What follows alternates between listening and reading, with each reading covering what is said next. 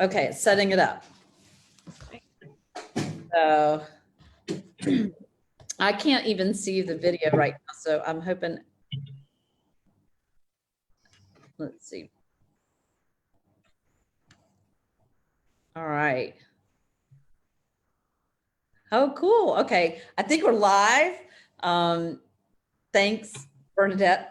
Glad you got your glass of water there. I got mine. I'm going to try and manage this from Zoom and from Facebook. So wish me luck on that. Let's see. Multi-talented. Yeah, I'm not a good multitasker. I'll tell you that. I'm a one-track mind woman. So let's see how this goes. So welcome everybody. Anybody that's joining us tonight, we're excited to have y'all along, and we'd love to hear what part of the world you're showing up from, as well as, let's see. Oh, how do you feel about money? Since we're going to talk about crushing debt tonight, like put in the comments, how do you feel about money? Does it make you go, oh, or you feel free with it, or, you know, what's your gut feeling there? So yeah, let us know where you're coming from, what your feelings about money are. I am Ann Barwick. I am the owner of A Strong You. I do leadership and self-development coaching. And I'm also the co-founder of the Risk Takers Dream Makers Project, where we love championing women pursuing their passionate purpose. And part of that is to encourage women who aren't doing that to be encouraged by these women stories that we showcase. And here is my co-founder, Andrea Kiesling. Hi, and welcome. Thank you guys for joining us again. We are extra excited to have Bernadette on with us. I am Andrea Kiesling, founder of Andrea Kiesling Coaching, where I do mindset, values, and accountability coaching. And as Ann said, we love sharing and celebrating stories of everyday women who are intentionally living their dream in hopes of inspiring others to do the same. Similar to Bernadette, who are crushing it and loving what they're doing. We are inspired by your stories, and we love sharing and celebrating along with you. Now, these talks that we're doing in this interview series are designed to be interactive, so please feel free to jump in at any time. You know, give us your feedback. If you have any questions, Bernadette is willing to answer them, and we'll open it up for questions a little bit later after she talks for a bit. And without further ado, Bernadette Joy is, we are just super excited to have her on tonight. She's going to be talking about how to crush your money goals, which is super relevant, especially right now. So the debt destroyer herself, Bernadette Joy, she's going to teach us how to crush our money goals, as I said, and how to spend unapologetically on what you want. So we're excited about that topic. Bernadette is the Chief Content Strategist for Crush Your Money Goals, where she shares her money expertise after she and her husband, this is crazy, paid off $300,000 of debt in 3 years. So I feel like we're going to need to hear more about that, Bernadette, including loans and their home. That's crazy. And she's been featured in places like CNBC, Acorns, Market Watch, and USA Today. So obviously we are so honored to have her here. Bernadette, we are going to turn it over to you. Well, thank you. That is the first time someone has referred to me as a debt destroyer. I like it. I might have to take that up as my new moniker. So thank you for that. Hi guys, I am Bernadette Joy, coming live to you from my office. And I am, as she said, the founder of Crush Your Money Goals. And at Crush Your Money Goals, I teach what I call money planning for humans. And so what do I mean by that? As Andrea mentioned, I had a lot of debts before, $300,000 worth in 3 years ago. And it started really years before that. And I actually met Andrea and Ann because of my first business. It was a business called Dress. And so the short story of how this all came to be was I was in corporate human resources for 10 years. Oddly, this time seems a little familiar, at least on the financial side, because I was in financial services in 2008 in New York City, and felt a lot of the similar financial stress that I am seeing people feel now. And I decided I didn't want to do HR anymore, but I wasn't sure what that next job or opportunity would be. So I did what a lot of other people do in their 20s, is go back and get another degree. And so I went to get my master's in business. And in that program, I came up with the concept for what was my first business that was dressed. And coming out of the program, I decided to launch it. So this is in April of 2016, launched that business, and was still doing my day job, was still kind of finishing up school, and was basically just really tired all the time from doing all the different things. And I had a conversation with my husband one day to say, like, you know, what would make us comfortable for me to quit my day job and do this business full time, because I really love it. And we decided that if we were to at least pay off student loans, we would feel a lot more comfortable financially to take the risk into going after my dream, which is very much what you guys talk about, right? So we got on a plan, and we can talk more about that, but essentially, my husband and I paid off $70,000 of student loans within less than a year after graduation. And that was what allowed me to quit my day job and run that business full time. We got such a bug for paying off debt that we also decided to pay off 2 mortgages. One was a rental property, because I thought I wanted to be Joanna from Fixer Upper. And so we had a rental property, and then we had our own house. And so we said, like, let's go and see if we can pay off this rental property. And then a year later, we paid off the rental property. And then we're like, how much freedom would we feel if we didn't have a mortgage payment? That was a conversation that we had. And so we said, like, let's see what we can do. And so there's a lot of things that went into that, but essentially April of last year, my husband and I became 100% debt free, including our house. So we don't have any payments to anyone other than ourselves right now, really, which is really helpful during this time. And so at Crush Your Money Goals, why I call it Money Planning for Humans, is that as I started sharing my story and getting traction from news outlets like the ones you mentioned, I always had people asking me things like, well, what did you sacrifice? And like, what were the tactical things that you did to do that? And I'm absolutely happy to talk about those things, but no one ever really addressed the emotional roller coaster that is finances.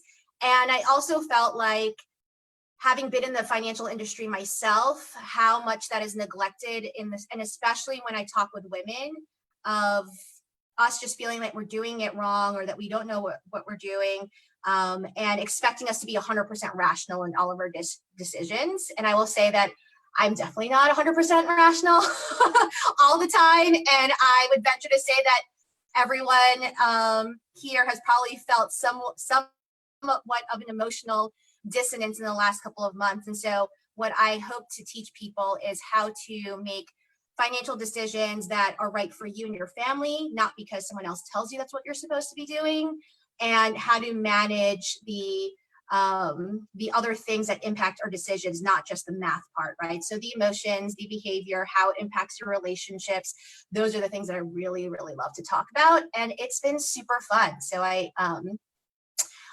officially launched this business full-time in January of this year. It was originally intended to be a speaking engagement and in-person workshop business. We know what's happened. That business plan went out the window a couple of months ago. And interestingly, I've pivoted online to teach online classes, and it's been going way better than I expected. And I'm happy in some ways that happened, in the sense of it's allowed me to reach people that I probably wouldn't have otherwise, because of geographical limitations. So we've had maybe 250-ish people take my class so far, just in the last two months. And I've been having a lot of fun. So that is me. That's awesome, Bernadette. Well, thanks for sharing a bit of your background and why you what prompted you to make that change. So talk about some of those risks that you had. I mean, we're the risk takers, dream makers. So we know that sometimes there are risks involved with making, with living your dream. So whenever you were going through any of these transitions that you just mentioned, were there any risks involved, and how did you overcome that? Yeah, I would say the first thing that when we were tackling as it relates to crushing debt was the student loans, right? And the prescription that's given to student loans is, paid off in 10 years is usually what that payment plan looked like. And the thought of doing that just did not sit right with me. I was like, I don't want to sit in this for 10 years. That sounds terrible. But, paying off $70,000 in a year, especially when I was not having a stable income because I was also running a business full time, was an absolute decision that we had to have a lot of discussion about with me and my husband. And, the thought there was like, can we even do that? Like, can we even manage that? What does that even look like? And that question always comes up, like, what if something happens? What if we need the money for something else or whatever? And what I've learned through this debt-free process is that a lot of the questions that we asked ourselves in terms of things that we thought were risky, once we asked ourselves why we felt that way the first time and then asked ourselves why again, we found that most of the things that we thought were super risky actually were somewhat manageable, and we were really just in our own way. So, in that example of, paying off the $70,000 in a year, was it challenging? Absolutely, yes. Like, were there times where I was like, okay, I'm going to make this extra payment on the student loans, and I'm just going to hope that we make it to the next paycheck or whatever it is. And there were times that I did do that. It was so different from what our old lifestyle was. And then when paying off the house, what I think was really fascinating about that is that I got so much flack from other financial, gurus with this like whole thing of like, well, why are you paying off your house? Like, if you put that into the stock market, you could get this return, blah, blah, blah, right? And I was like, essentially, I was like, why do you guys care what I do with my money, right? Like, I think why I am different from other people in the financial space is that I don't have a one size fits all solution. And the question that I ask the people that I work with directly, I was like, what is going to help you sleep at night? Like, putting the money away in the 401k right now, whatever, like, may or may not help you sleep at night. I don't know, right? But for me, I remember thinking, if I'm going to go and quit my 6-figure salary that I had at one point in order to completely start a business from scratch, then I have to feel comfortable at least to know that there's a lower risk that someone's going to take away my house that I don't live in right now. So that was the thought process in paying off the mortgage. And then lo and behold, which seemed like a risky thing then, here comes a pandemic, right? And I had this conversation with my community yesterday. I actually showed them what my finances looked like 3 years ago versus now. And why I'm so adamant about being debt-free is that when I look at what it costs me and my husband now in order to maintain a comfortable lifestyle, it is significantly less and way less risky than it was 3 years ago. And to me, that has given me a lot of peace, even though things have been pretty crazy lately with all of that. So that was a very long answer to your question. Good, I appreciate it. So, you talk about paying off this debt, and you're right. There's definitely many opinions when it comes to debt. We hear everything from, having debt forever is kind of what we're supposed to do. So there's a lot of maybe misinformation or just opinions on how are we supposed to manage our debt. And, you mentioned the whole pay off your student debt in 10 years. I know I have friends that still have student debt, and it's been beyond 10 years. And so I see that happening quite a bit. And I can imagine that is a pretty heavy feeling. It's kind of stifling. So I'm just imagining the freedom that you had from getting out from under that debt. So talk a little bit about, what prompted you to remove yourself from that debt? Like, what started you on this journey?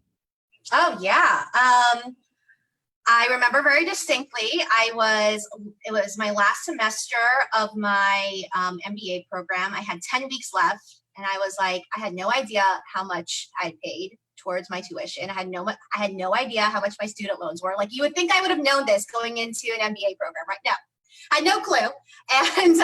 And then I looked at it and I was like, it was about 60 something thousand in just the student loan part. But what I didn't realize was that it had started accumulating interest from like day one. Like, I confused the whole thing thinking like, oh, it doesn't get interest until after you graduate, or that grace period, right? So clearly I didn't read anything correctly, didn't know what I was getting into. My main goal was to have a bunch, extra letters after my name. And I remember thinking like, wow, I did this. I went into this program because I honestly did not know what my next step was going to be. And I was hoping that program would help me figure that out.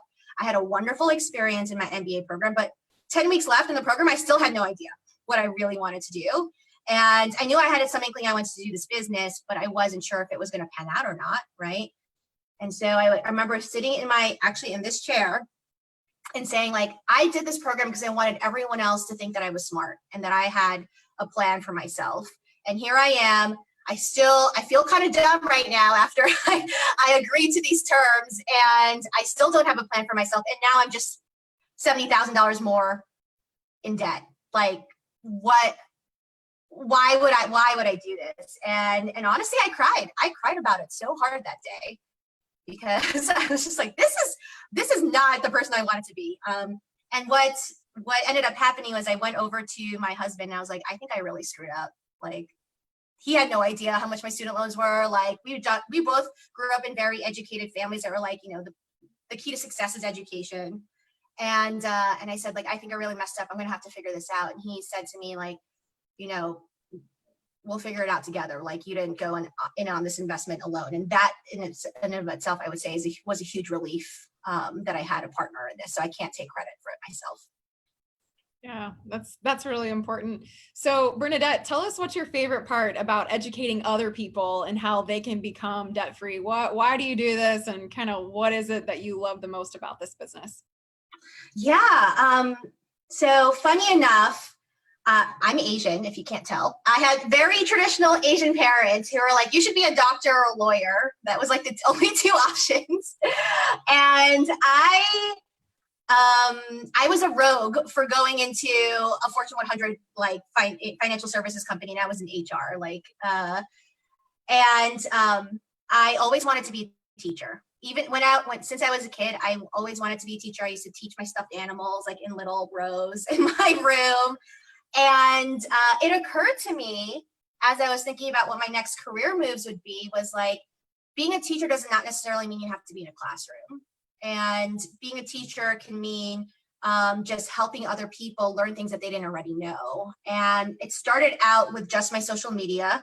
So I started posting about my debt-free journey on Instagram. I was completely surprised that a lot of people who I often felt like I was trying to keep up with were reaching out to me privately and saying like, I'm equally stressed out about the student loan stuff, or, just debt in general. And I just realized there wasn't enough people talking about it. And so I kept talking about it on social media.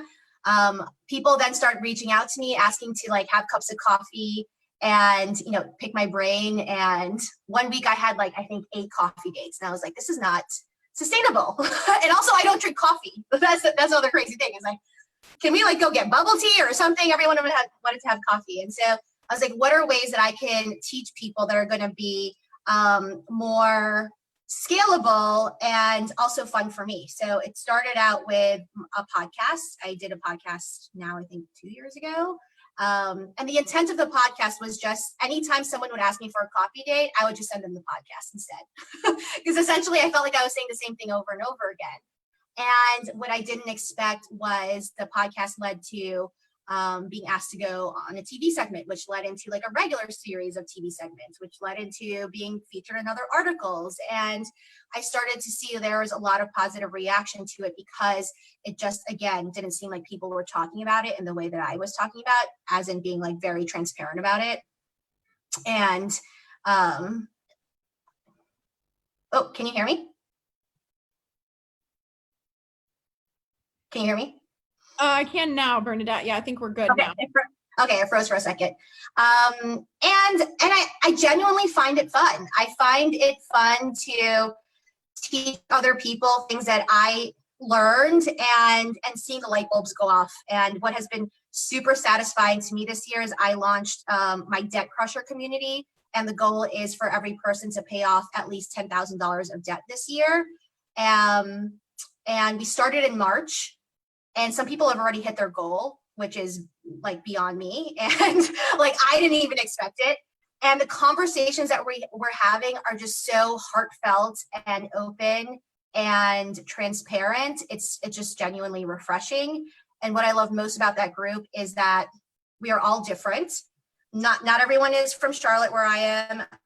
Not everyone is married, or some people have kids, some don't. Some people have a job, some don't. Like, and the one common thread that we all have is that they're all working towards paying off debt.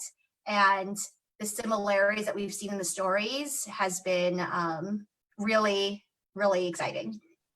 Yeah.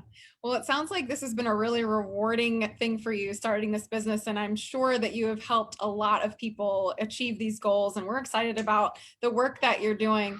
Actually, Bernadette, I noticed on your website when I was just looking at it recently that you have committed all of your June proceeds to supporting Black community organizations. Can you tell us about that? Yeah, I think we could have an entire conversation about this, but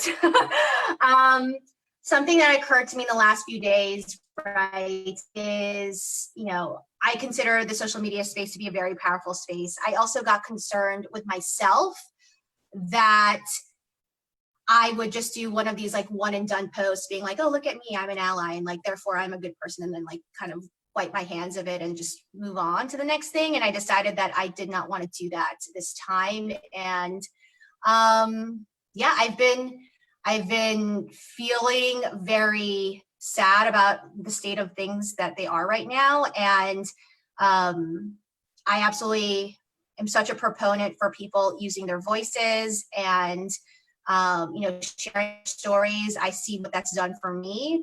But now that I'm in a position where I'm also able to financially contribute, I think that dollars speak a lot, not just because of what I do, but I think it's one thing to say that you're an ally. I think it's another thing to actually invest in other people's lives. And so I decided that for this month, we're going to donate all of the proceeds from the community towards a organization that supports Black communities specifically. And part of this process has been realizing like I'm not well versed in that, and I should be. And so I've been setting up conversations with organizations to not only hopefully donate to them, but to learn more about how I can contribute to a greater system that can combat a lot of the stuff that we're seeing right now, especially in the financial space. Yeah, that's really honorable or admirable, Bernadette. And Ann and I were actually just having a really similar conversation before we went live. We were talking about how so many people are talking and not enough people are doing. And so that is something that we certainly respect, are people that are, putting their money where their mouth is, right? And also doing something about it. Ann actually just joined a book club where they'll be discussing and reading books about learning more about the obstacles and challenges that other races faced. I'm organizing a community event happening actually tomorrow. And I think that we're just creating this space of encouraging people to, instead of talking about it, let's do something. Let's promote some action. So we totally respect that. And Bernadette, it seems really clear to me that you are living your purpose and, you're fulfilling your potential. And those are really, really important and really cool things that we get to see coming out of you. And Bernadette, I want to ask too, and by the way, this just reminded me, I love that you, a couple of your Instagram handles and social media handles are Bernadette. That's great. Totally serendipitous, right? Thank you to my parents for somehow having the premonition that this would be my life, right? That's pretty amazing. So I felt like I had to bring that up. That's really creative. I love it. So do you think you could give us, and I know, you've got these amazing courses, and we certainly encourage all of our viewers to check out your website, and we'll make sure that we give them that before we close here. But could you give us a couple just like very general tips on maybe just a way we can start working in that direction of crushing our money goals and living debt free? Absolutely. My website, crushyourmoneygoals.com, I realize that people are in different phases of action. On this whole point of action is that, again, some people just might not be ready to take action immediately. They're still in that phase of just learning or getting over the mental hump of all of this. And so I have split my business into kind of three different areas. One is the content area. So the easiest thing that people can do is just to start exposing yourself and seeking out content that is differing from your opinion, right? So a perfect example is if you're one of those people who are like, well, I'll always have debt, and like that is just a way of life, then I would suggest to seek out some content. If it happens to be mine, great. But if not, just, looking for other people who show the contrary, right? And seeing what they have to say and seeing like, is that something that's actually possible, right? So seeking out content. If you wanted to take it a step further, then another simple thing you could do is take a class, again, whether it's mine or someone else's. But one of the reasons that I teach classes, it's like, to me, it's like a good in between in terms of like, it's an action step forward. Because you're forcing yourself to kind of get new ideas and to learn something. But I would caveat, only take a class if you're planning to actually take some action afterwards. So my classes are very much geared towards, all of them are structured as 90 minutes, but the purpose of those classes is by the end of it, you should have a plan to do whatever we just talked about. So my Crush Your Money Goals class is an overall planning class, just to talk about like just wrapping your brain about money planning in general. My credit cards class is like if you have credit card debt specifically, or you want to build your credit score and like you're actually going to do the stuff that we say. And I'm launching a new one this month that's how to budget, which I've gotten a lot of requests for. And like, yeah, you can learn it, but it's not going to really do anything if you don't actually do anything afterwards, right? And then the other piece that I would say, and you guys are such a demonstration of this, is whether it's money or something else, finding people who you can build a community with that share some of the same goals as you. And so what I think has been a huge differentiation just in the last couple of days that I've even realized is that I used to say you want to share people with the same mindset. And now even I'm realizing like that's probably not right, in the sense of like you don't want people to think exactly like you all the time around you. You want people who have differing opinion, different views, but maybe have similar goals, right? So like I said, with the Debt Crushers, our community, like we're all completely different. Our lifestyles are very different, but we all have a common goal that we're working towards. So starting to find people who have common goals as you, not just who think like you, can make a big difference. Yeah, that's actually really relevant and can be applicable to just about everything, right? And I want to check in with you. What questions do we have? Yeah, so we've got quite a few viewers tuned in, but it's interesting. One of the questions that I have for you, and maybe this is why some people are a little nervous about asking questions. Do you find how do people open up about their debt? Does it tend to be, more of an awkward thing? People don't want to talk about it, or when they know what your background is on it, do they just go, oh my God, let me tell you everything? Yeah, that's a great question. I have found that generally people have been pretty open with me. Like I know more about people's finances probably than some of their friends and family do. And I think it is because I opened the door to have that conversation, right? And so I think it's easier to have that conversation if you know that person is willing to share what they have going on. So just as an example, today I had one of my Debt Crusher meetings and I showed them, as I mentioned before, exactly what my budget looked like from 3 years ago and what it looks like today, right? So that includes what we make, like what our income revenue, I mean, like it's an open book, right, into our finances. And one of the things I said to the debt crushers was that, I have purposefully held off on showing this to you guys for the first 2 months because I wanted you guys to understand philosophically where I was coming from and to understand what is the tenets that is crush. The crush actually stands for the different things that we talk through before I showed you the budget, because too many people get because it's finances, they get so wrapped up in the numbers that they're like, oh, well, you make more money than we do, or you have 2 incomes and we don't, or whatever it is that they can like hang their hat on to say like, that's why you were able to do it and that's why I'm not. And so I purposefully chose not to show it to them until I saw how they worked and that they could make progress on their own. And when I showed it to them today, several of them said, thank you for showing this, because there's so many like people saying like, you should do this, you should do that, but not actually, you never know if they're actually doing it. And so I told them, I'm like, I hope you guys understand when I'm telling you like why I'm so adamant about being debt free. It's not like philosophically, like look at the difference between my budget 3 years ago and now. There is a palpable difference in it, and that's what I want for you guys. So I think in order to have really transparent conversations, you have to be willing to put yourself out there too.